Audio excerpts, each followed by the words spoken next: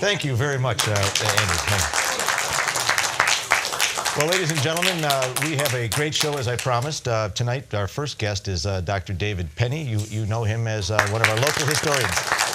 David, thank you very much for coming on. Nice to be here.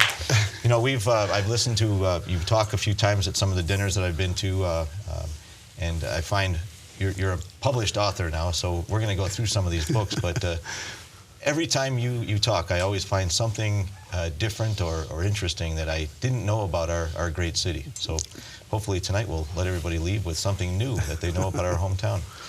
Tell us a little bit about yourself, if you don't mind. Well, I was born and grew up in Royal Oak. My mother and my wife are here. My mother, Gertrude Penney. My dad, George Penney, lived on Lincoln Avenue and grew up there, went to Grant School, which is no more, and Clara Barton Junior High School, which is also gone, and then Dundero, which is still there, but with a different name. We had a little chance to talk before, just one-on-one, and there's some interesting things about you that we'll get to later, but you're a fifth-generation Royal Oaker. That's right, yes. My great-great-grandfather came to Royal Oak in 1854 and actually moved out here in 1867 when there were just about 200 people in the whole township. And boy, have things changed since then. Yes, yes, There's usually 200 people in one of the establishments downtown on a weekend. So.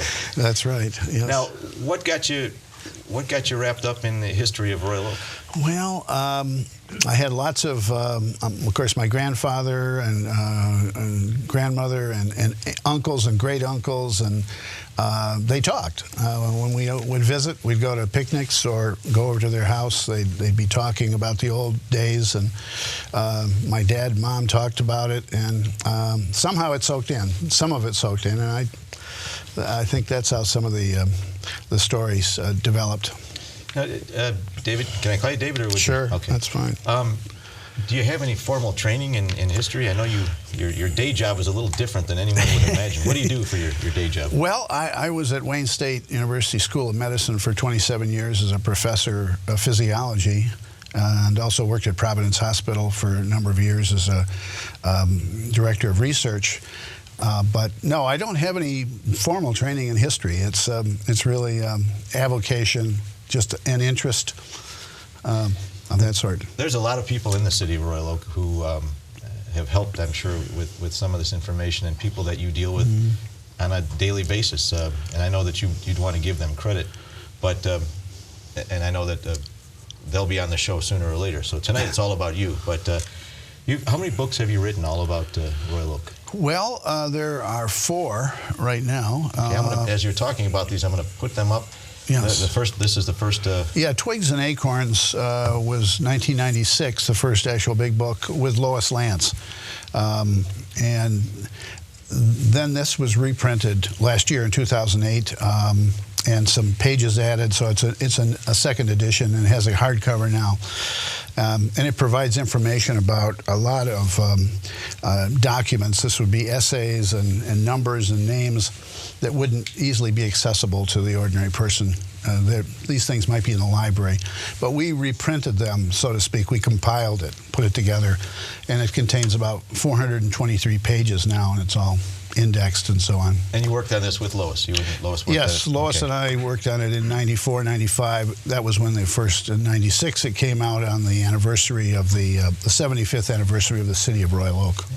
And I know I've had a chance to look through this, and we're going to tell the people how to get copies of this later on, but it's a truly magnificent book. I don't know if maybe that's overly used term, but everything you'd like to know about Royal Oak is in here.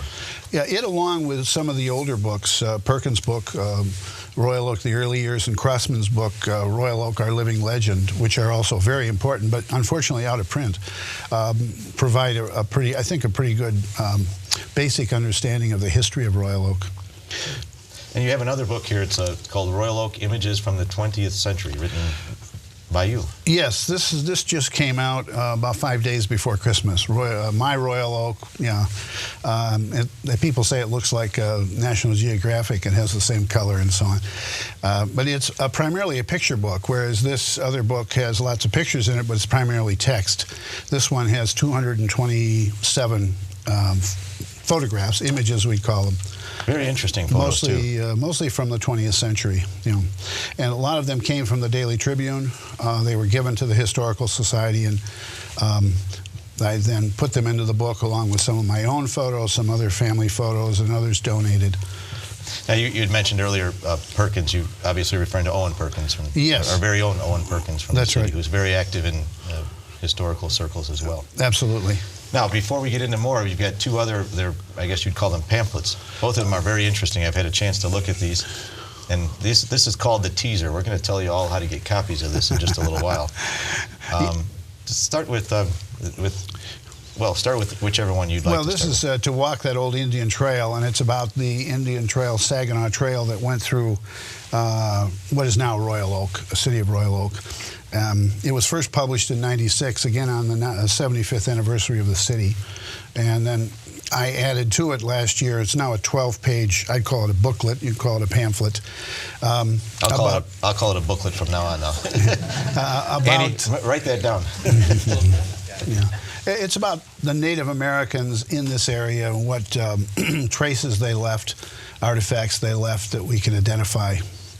Now, before I get into the next booklet, there is the rumor that up on Crooks Road there's an indentation by the law firm there.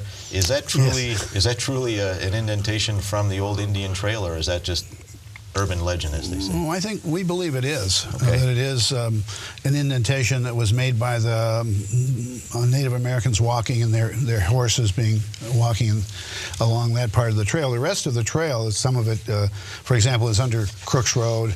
Other parts have been dug up for building commercial buildings and houses. So that part is relatively undisturbed. That's kind of neat. You can still see an indentation in the earth. And if you get the booklet, and again, we're going to tell you how to do that in just a minute, you can actually walk in the same footsteps as our ancestors did, not all the way through the trail, but you can certainly travel the same route. Right. The trail came up from the Detroit River and went through Detroit, what is now Detroit, and through Pleasant Ridge and so on, and came into Royal Oak. And the Native Americans were very smart. They tried to stay to high ground, and Main Street and parts of Washington and so on are on the high ground. It's not that much higher, but it's high enough to be outside the swamp. Well, David, before we've got just a couple minutes left, and I want to make sure we have all that. See, it went fast, didn't it? So it does. This next booklet, the last booklet that we were shown, tell us a little bit about this. Well, that was actually the first one to be put together. Again, that's Lois, Lance, and myself. It was put together in '93 and '94, and it was originally given away free at the two cemeteries, the Royal Oak Cemetery and the St. Mary Cemetery. And we went through three printings of it, and then more recently I've increased the size to 12 pages again, and with additional information. And it was reprinted last year in '08. And this, again, is the walking tour of the Royal Oak and St. Mary Cemetery. That's right. Two cemeteries that have a great deal of history. Right. All right, let's get right to the meat of why you're here today. Tell us how we can do this and where the money is going to go from these if people buy these books. Well, these books are available at Friends' Hardware. I like to call it Friends' Historical Bookstore and Hardware, or at the museum, or from us and a couple other sites. But all of the profits, that is, everything beyond the printing costs, is going to the Historical Society Historical Museum, which will be in number 2 Fire Station on Webster. Near Crooks Road. Right, and for anybody that doesn't know, that's it's been a chore of love, if you will, for many that are involved trying to open that up, and it's hopefully soon we'll be doing the grand opening. Wow. So the proceeds from these books and booklets will be going to help open that museum, and finally Royal Oak will have our very own museum. Right. My wife and I are taking nothing from this except our expenses and the printing costs. That's it. Otherwise, it's to the museum.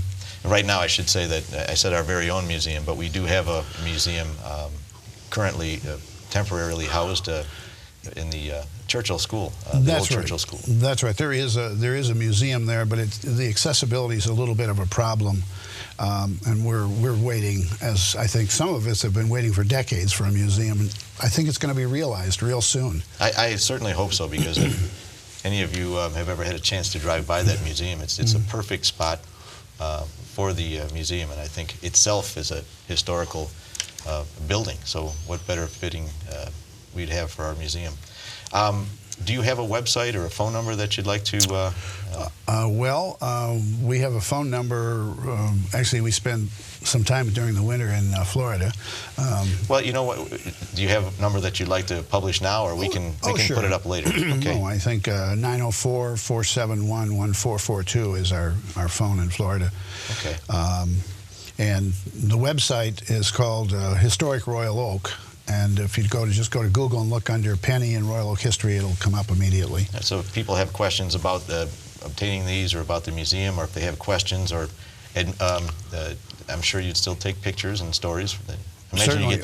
do you get teased a lot? Do you get people trying to stump you about history of Royal Oak? Sometimes. And I have a history class that I run twice a year in continuing education, and people stump me there too. They really do. Oh, is it? But I imagine it's pretty interesting. You always hear things that sometimes you didn't even know about our city. Absolutely. In the last few minutes that we have, in the last 30 seconds that we have, what is one of the most interesting things that you know about Royal Oak? Oh, geez. Royal Oak is kind of a self-contained town. I mean, it has a downtown area. It has a residential area. The railroad goes through it. I mean, it's really like an old town that just happens to be near a big city. Yeah, I think that's what keeps a lot of us here. It's a beautiful city. It is. Well, David, thank you very much for coming on the Royal Oak Show. And hopefully we'll sell a lot of these books and open up the museum as quickly as we can. Ladies and gentlemen, don't go anywhere. We're going to be right back with Dr. Joe.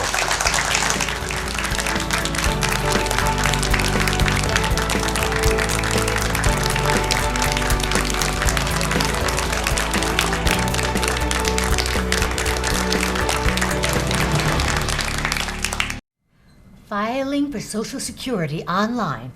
9 out of 10 experts agree it's groovier than a Brooklyn hot dog. Or Crepes is it. When cousins are two of a kind.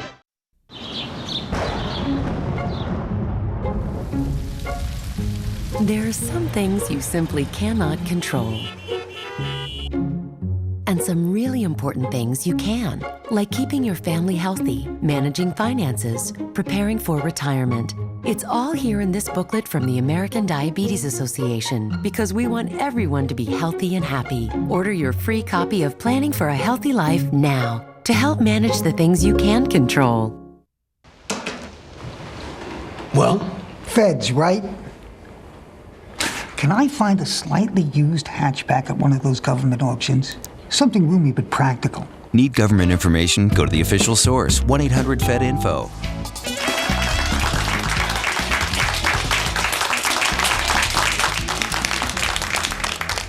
Welcome back. We're here with Dr. Joe, affectionately known as Dr. Joe.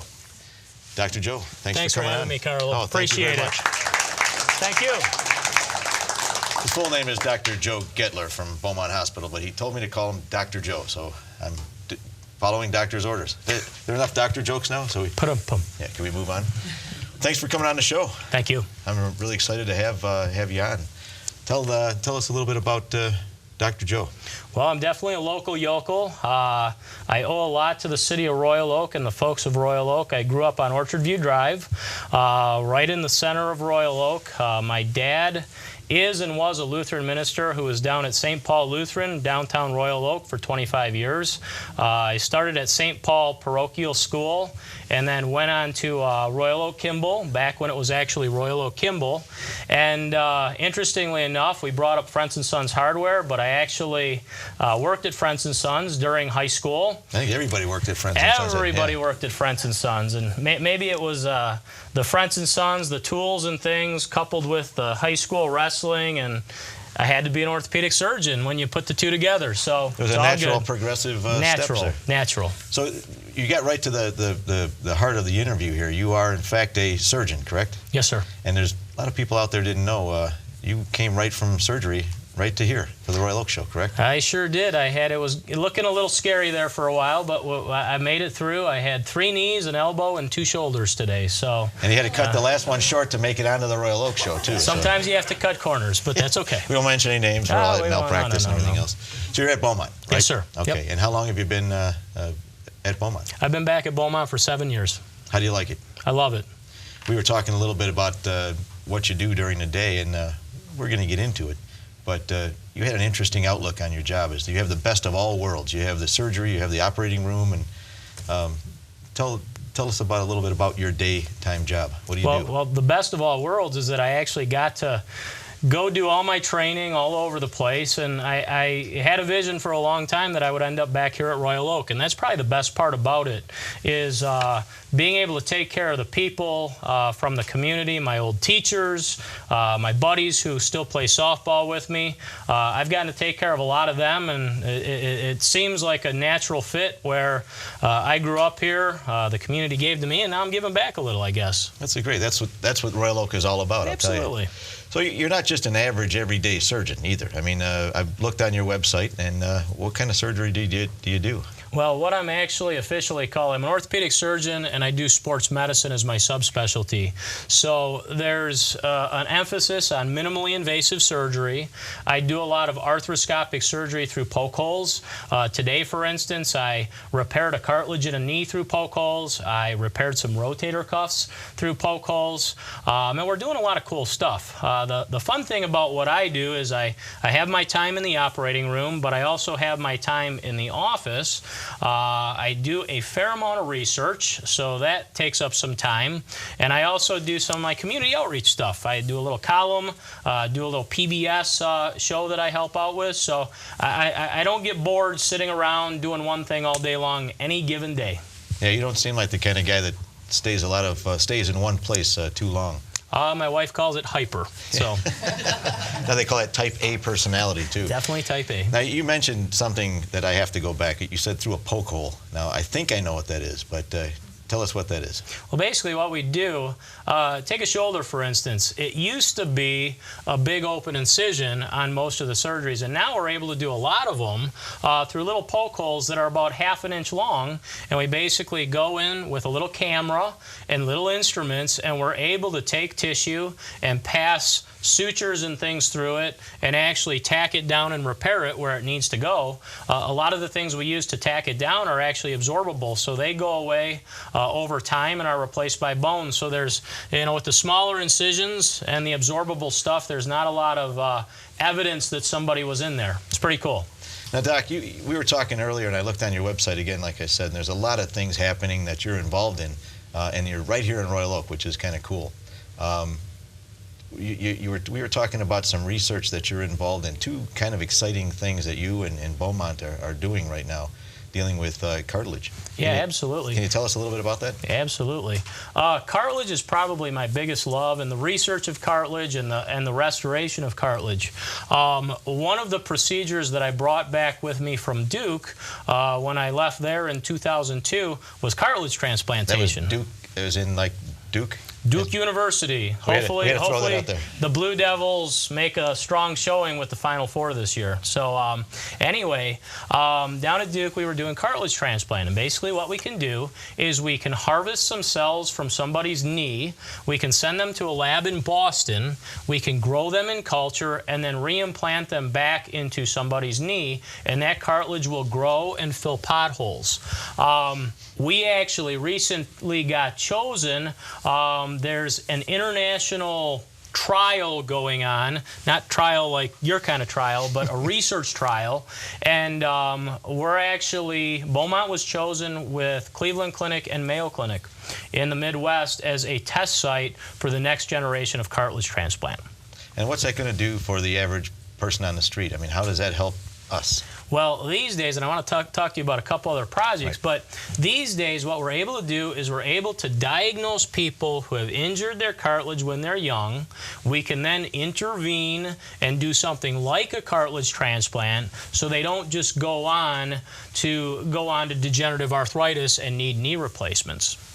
Right, and Doctor, you also talked, you specializing in sports medicine, but you're not just out there just for the athlete, not the guys that are, making $1 million a year. You're also working on people like me or Andy, right? Probably more like Andy. Absolutely. High-level athletes, yes. But the concept of sports medicine is, you say, what exactly is sports medicine? And really, it's surgery and taking care of athletes as well as active people who want to remain active. You can be 50, 60, 70, 80 years old, and the sports medicine concepts and the care that a guy like me provides actually apply to you. Well, that's pretty interesting. Cool. So there's a lot of people out there who might have said, well, I can give Dr. Joe a call and he can take a look up and hook me up maybe with my sore shoulder or anything else. I'm a popular guy with all my old softball buddies and old teachers and people who are tearing their cartilages or hurting their shoulders, and it's pretty cool to be back in my hometown. So you're a surgeon, and you also have a lot of community involvement as well. Which, yes, sir. Tell us a little bit about what you do in the community. Well, I would be remiss if I didn't talk about the buzz between Beaumont and Oakland University. Yeah, I'd like to hear that. Because I think that has a huge impact on our community and the economy and the notoriety here in Southeast Michigan. But we're pretty excited about that. I've actually served as team orthopedic surgeon up there for the Grizzlies.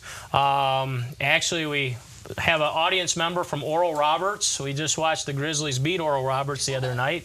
But there's a lot of good stuff going on between Beaumont and Oakland University, and there's a bunch of research going on, and we have some other neat projects that we're doing with the OU athletes. But that's really one of the great things that has come to this area over the past decade or two. And Beaumont has always been a good citizen and a resident, and it's growing by leaps and bounds, which is, some people would say that's a bad thing, but in this case, to have such a center right here in our city, that I can't see any downside to that. Absolutely. And you know what? Beaumont and my buddy Brian Beerley back there from public relations and the other people in public relations are very, very, very committed to reaching out to the community. And as far as community outreach and things like that, I give a lot of lectures. I gave a lecture down at the Royal Oak Library.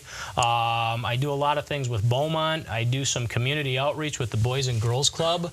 My practice, which is called Performance Orthopedics, my partner Ken Jurist and I, we do a lot with the Boys and Girls Club. And as a minister's kid, I'm pretty active with the churches and whatnot in the area. Yeah, that's great. It's all well-rounded, too.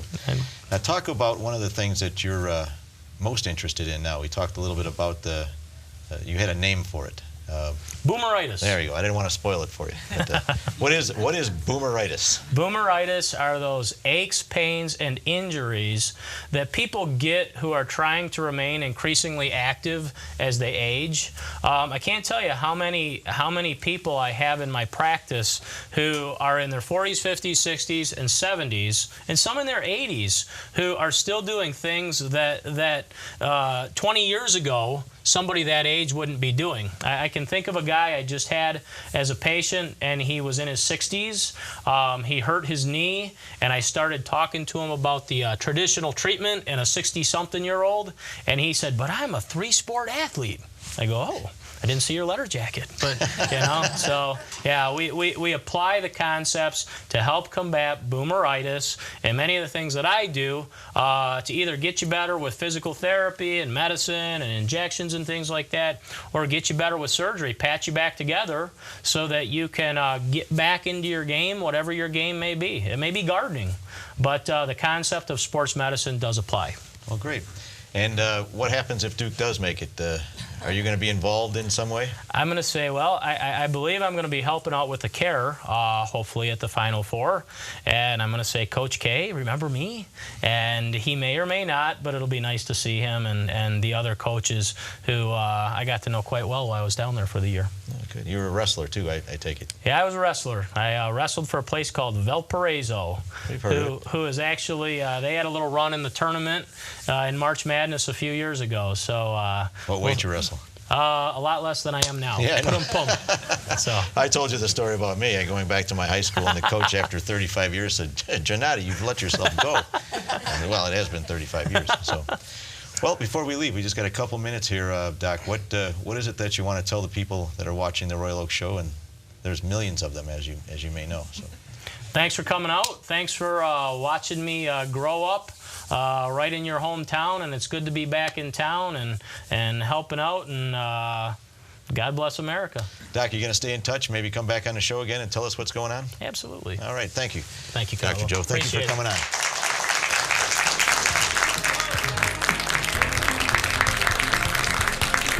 Next up, from the Royal Oak Community Coalition, Diane Dovico and Dick Granke. We'll be right back.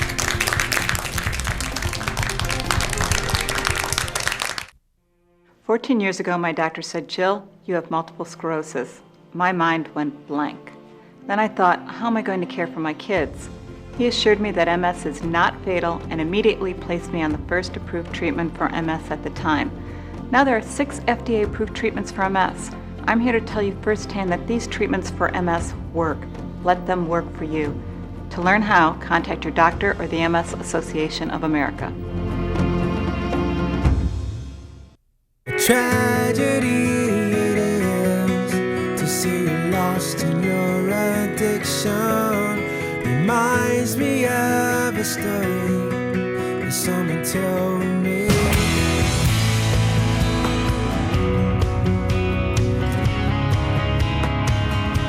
You should have taken the time.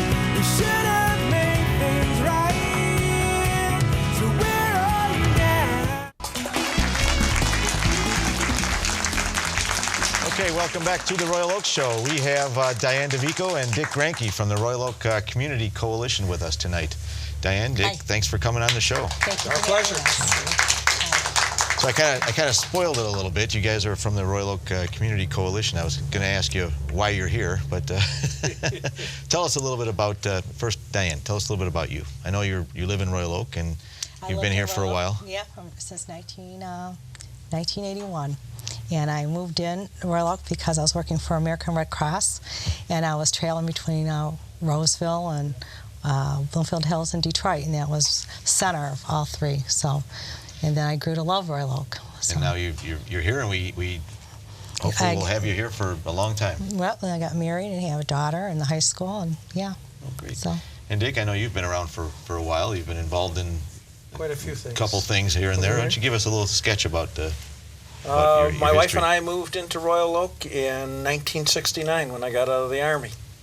And we've been in Royal Oak since then. We spent a year in an apartment, and then we bought my wife's grandparents' home. It was built in 1921. It's a beautiful home. We love it dearly. Does it appear in any of Dave Penney's books, maybe, hopefully? It might. Okay. It will after tonight. You've been on the Royal Oak Show. Yeah.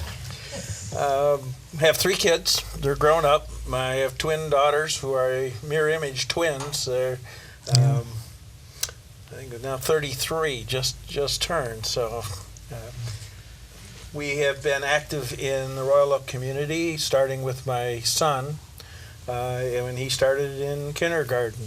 And I've been active in PTA, been active in the school board. I spent 8 years service there. Last year I was president. For most of the years, one of my duties was being the liaison to the coalition. So that's how I learned about its activities.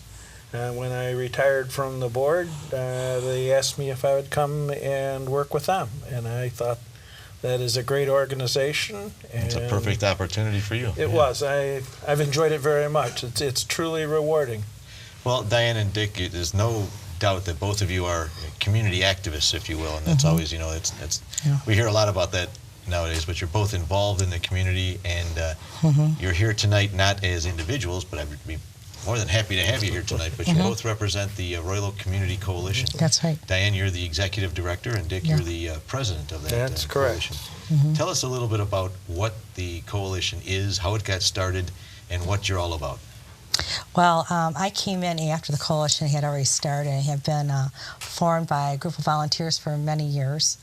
And Mary Ann Solberg from the Troy Coalition wrote a federal grant to hire part-time community organizers for surrounding communities, Clawson and Bloomfield Hills and Birmingham and Royal Oak, and that's how I was hired. Now, the Community Coalition is basically, give us a broad view. There are other community coalitions, if you will, in other areas, such as Birmingham and Oh, whatnot. yeah, there's 15 in Oakland County. Okay. Right. And what is the goal of these coalitions before we get into the Royal Oak Community Coalition? Coalition are an opportunity for networking among people who are interested in various aspects of prevention in your community. And so you kind of bring people together, look at data, student data, community leader data, look at some of the issues that pop up. And when you say prevention, you're talking about alcohol or drugs or smoking? Right. Okay. Right. So it'd be alcohol, tobacco, and other drugs, right? They fit in that framework, and we look at the survey, and then we look at priorities, and then there may be an opportunity, like recently was on prescription drugs. Prescription drugs has jumped immensely among not Royal Oak teens per se, but across the country. So what can we do about that? So we come up with ideas, we strategize, we look at a plan, and our plan was to help parents, grandparents learn kids are getting prescription drugs out of the medicine cabinet, and they do it when the door is closed. So the jobs of all our families is to get those drugs out of the privacy of the bathroom. Now, if we just did that message, they might hear it, they may not. So we have to build a campaign around that. So our campaign was designed about a prescription drug take-back program where people would go to a place to drop off expired or unused prescription drugs. I contacted my surrounding coalitions. They asked if they wanted to partner with me on that, and we worked with Detroit Medical Center.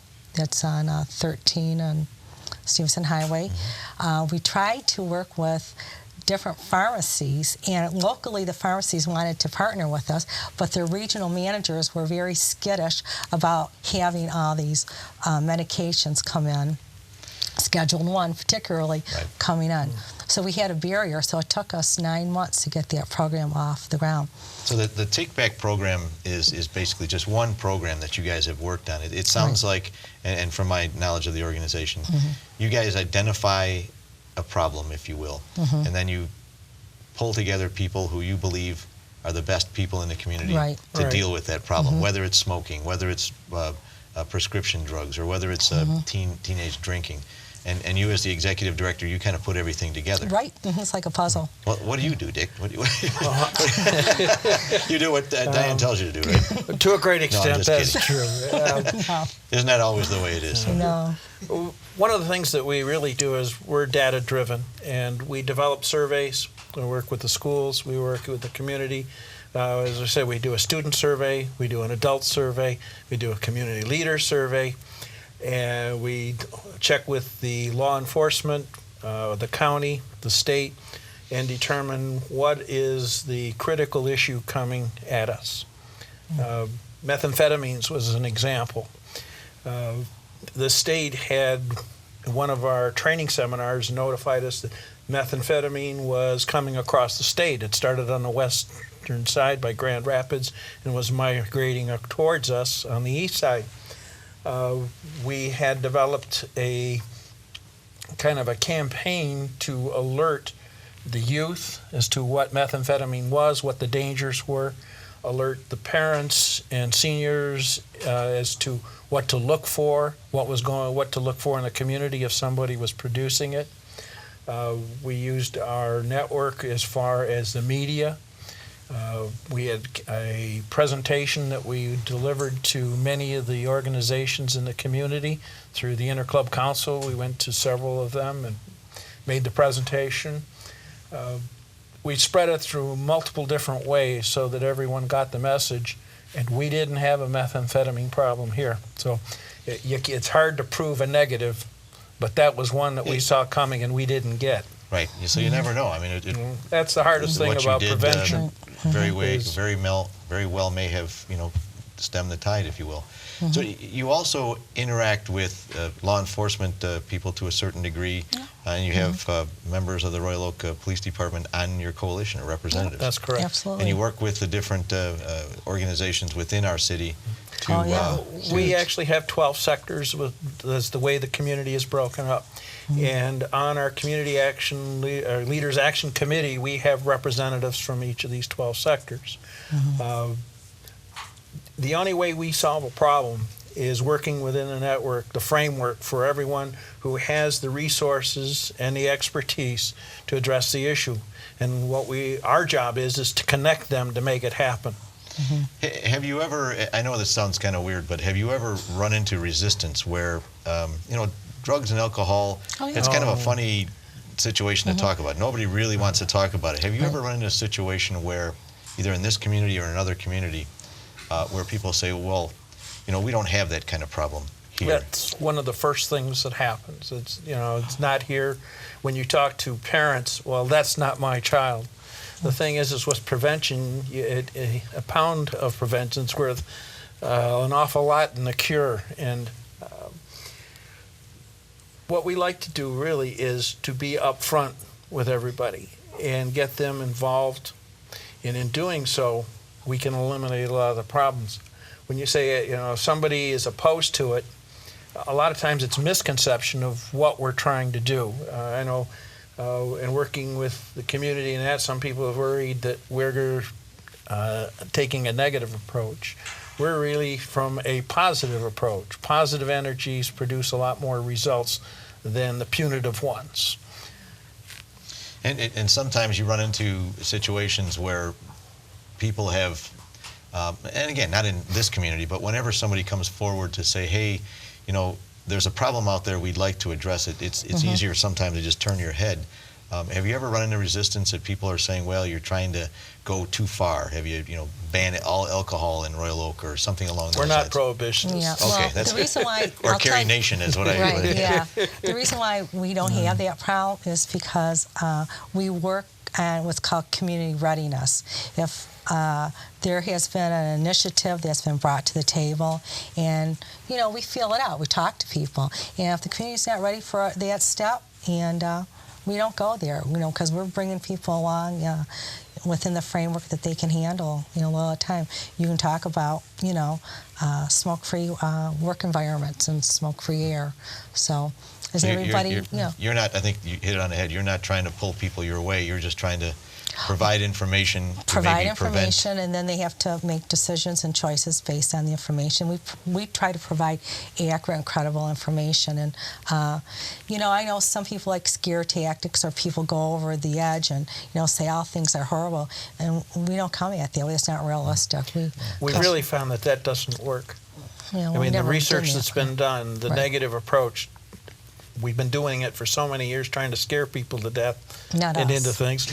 Not us. I've been trying with my kids for a long time now. It doesn't work. And the positive approach is really far more successful. The research demonstrates that conclusively. Well, we've just got a couple more minutes, and I guess the positive aspects of Royal Oak, that's what this show is all about, and I'm really glad you guys came on.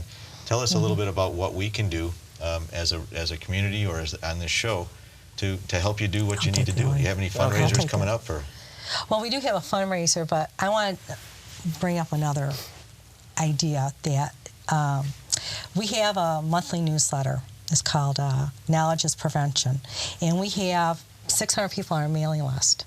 I know you're on one of them. Put on the email.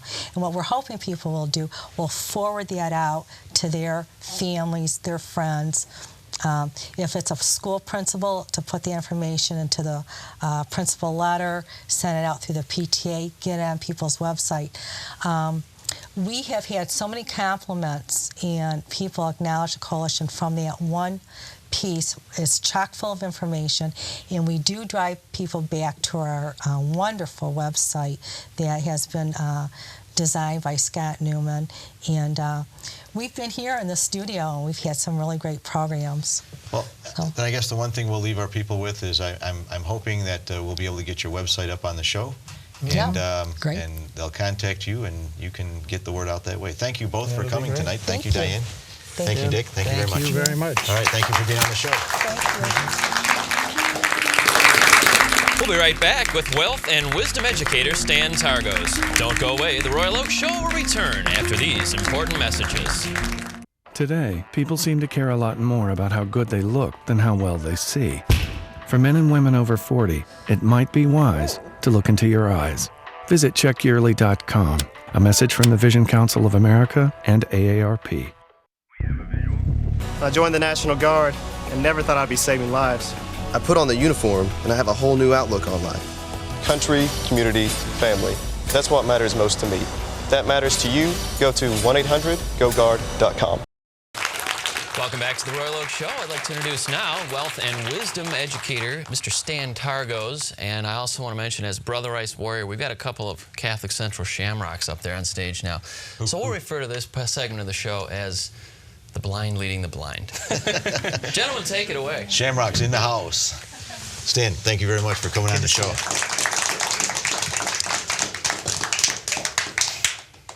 This has been a very interesting show, but I think what we talked about before, I think what you're about to tell us is going to be interesting not only to me, but to any parent out there who has a child getting ready for high school or in high school, preparing for college. I don't want to give it too much setup, but anyone who's looking into college knows that it's an incredible expense out there, and you have a business, and you're in the business of making it more affordable or showing parents how to send their kids to school in a more affordable fashion. Did I summarize it pretty good? Sure, that's pretty close. Tell us what you do then, Stan. Tell us. What's the name of your business? Name of the business is Education Planning Resources, and we go to high schools and talk to parents about reducing the cost of college. Traditional college planning is go to the school and you learn about FAFSA. They have the financial aid person from U of M or one of the colleges come out and teach you how to line by line fill out the form. What I'm not a parent yet, I have a 90-pound dog, no college costs there. Keep the dog, trust me. Keep the dog. Only kidding, John, only kidding. What parents forget is colleges are businesses too, and they're more interested to get you into the school. And they will help you, but their main goal is to collect revenue to fund the college. So when you go to the FAFSA night or the financial aid night, you're actually learning how to get into the school and supplement the cost with loans. Let me interrupt you briefly. You said FAFSA. I know you. What does that stand for parents out there? FAFSA is Free Application for Federal Student Aid. Okay. And it's the government form that you need to fill out to get any sort of financial assistance, whether it's loans, grants, or endowment money. So what we want to do is teach parents how the schools actually work. And colleges all work differently. Some parents who are paying for private schools like Brother Rice or Catholic Central or Cranbrook can actually send their kids to schools like Notre Dame or Northwestern cheaper than they can for Wayne State or even Oakland University. And while those are all great colleges and they provide great academics, understanding how the system truly works from a parental standpoint is much better. Instead of no student left behind, it should be no parents left behind. Yeah, that's a good idea. And let me back up briefly, because what you just said I think is very critical for anyone listening out there, a parent or someone who's in the process. Now, taking nothing away from our local schools, they're all fine schools. There may be people who are saying, I would like to send my son and daughter to school A, but I can't afford it. I'm going to send them to school B instead because on paper it may look cheaper. That's kind of a myth, isn't it? That is a myth. And how do you help parents make that decision? What we do is we help parents by studying their economy and how their assets are structured, how much money you make, how much equities in your home. In Michigan, how much negative equities in your home. And letting you know which schools take that into consideration and which ones don't. So there's again, I'm just trying to get up to speed. there's a formula that you use. My wife and I were talking about the other day, how the heck are we going to, it's hard enough to afford high school, let alone college nowadays. And how do you, which college you choose is not always, ACT scores or SAT. It's also a financial decision.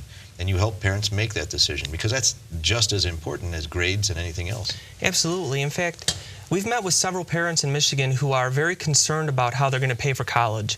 And some of them just were laid off working for the big three in the tough times. We actually go in and teach parents and families how to decide what schools they want to go to, not based on the sticker price, but what they're actually going to pay out of pocket. And a lot of times the more expensive schools have better endowments. For example, Harvard costs $48,000 a year. If you get into Harvard, they have 100% need-based assistance, which is endowment money. I think their endowment before September was $44 billion. We don't know what it is now, but the federal government's asking them for a bailout, right? Right. So we teach parents and students how to find the curriculum that their student's interested in, and then find schools which offer the most need-based assistance, not just creatively disguised student loans. So give us a quick example. And I know that when somebody comes to you and they hire you, if you will, you spend hours with them or however long it takes, but tonight we don't have that much time. If you could just give us a quick example of what you're saying. For instance, when I graduated a long time ago, the price of going to 1978, the price of going to a Michigan or a Michigan State was considerably less than it is now. I don't even know what those institutions cost now, but how would you help a parent go through the formula that it would take to figure out which college they need to go to? Well, it's based on really what the child wants. A lot of kids will go to Michigan because their dad went to Michigan and they want to go there, and they don't realize that after 2 years they want to be a vet and now they need to go to Michigan State. So the first thing we do is help parents and kids pick a school that best fits the child's personality and how they're made up. The second thing is we look at the cost.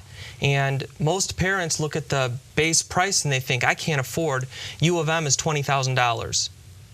Not including room and board. Michigan State is about $17,000 or $18,000. Hillsdale's in the upper 20s. That's per year. Per year. Before room and board. Before room and board. So we go in and help the parents understand from a back-end perspective how the colleges dole out financial aid, and how much percent is grants, which is the free money, and how much is student loans. And what is work study, and how does that apply into the equation?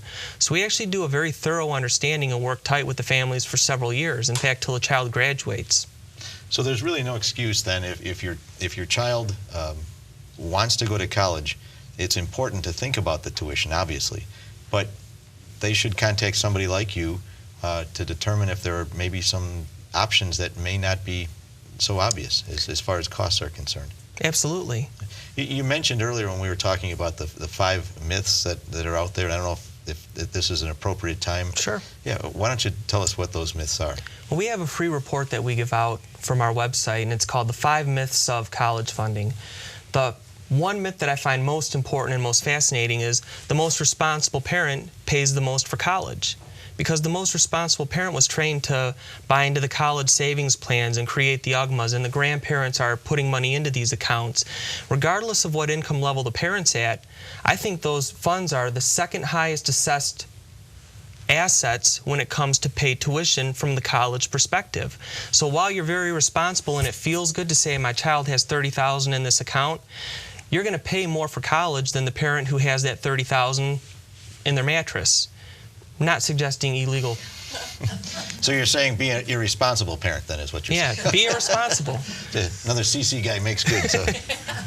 No, but I think I understand what you're saying. It's that we all go through that myth that we need to be putting money aside, and depending on our situation, that might be the answer for you, but it's not necessarily the answer. Right. There's other ways to get your kid into an affordable school. Well, it's not the most efficient way. If I can help a parent save $5,000 a year for college and the average student goes for 5.5 years, we've helped that parent save $25,000 or $30,000 that they can apply to their retirement, or that's $25,000 less that the student has in student loans. My joke used to be, why should college be the most stressful 4 years when it can be the most lavish 5, 6, or 7 years, right? True. Till I looked at the actual cost, and then I understand those extra years cost $20,000, $30,000 a year. Yeah. What's myth 2? Myth number 2 is structuring assets. They're on the back. Okay. We have a bunch of them. Students with good grades get financial assistance and scholarships. My home is worth too much. I make too much money to get the assistance. If I didn't get a National Merit Scholar, I'm not going to get any money out there. But the reality is all those are myths. And if you understand how the system works, you'll understand how to play the game. It's like playing tic-tac-toe when you're a kid. You got spanked until you understood how to block the offense. And that's what we want to teach. I want to make sure I run through these in the limited time we have and then get some information about you and your company. The rest of the myths are number 3. My income's too high to qualify for financial aid. The next one, if my child gets turned down for need-based aid, I shouldn't reapply. My child didn't win a scholarship, so free money is not available. Only students with good grades get financial aid, and private colleges are only for the rich. So basically what you're saying is that for all of us or all of those parents or guardians who want to send their kids to college, relax, find out the school that you want to go to, worry about the money, but there's different ways to afford a college education other than what we've always been told about savings plans and everything else. Absolutely. Nothing should be in the way to get your kid or your child into a college that you want to get them into. Absolutely. Now, all right, let's get to the point now. Say I'm at that point where I have all my money in a mattress, or I've spent it on something other than I should have, and my son or daughter says, "Dad, I want to go to college." How do I get a hold of you to help me through the process? Because that's what you're doing, basically. You're guiding people through the process. Well, the easiest way to get a hold of us is to contact me by email, stan@epr123.com. And we'll sit down and have a conversation. We don't charge to sit down and talk. And a lot of times we'll let parents know in about 20 or 30 minutes a couple of areas that they're being very inefficient in, or that they made the best decisions possible with the knowledge they had. We're just going to give you better knowledge to make better decisions. So for anybody who's thinking about it, it would be silly not for them to contact you. Absolutely. Right? This is what you do for a living, and you can kind of help people guide through the forest, because it's a nightmare trying to figure out what school to apply for and the financial aid package and everything else. So. Yeah, in fact, we do presentations at Parent-Teacher Association, at high schools, and at all kind of community events, so we're easily accessible. Well, other than contacting you through this show, I know that this show will be taped, so do you have presentations coming up over the next few weeks?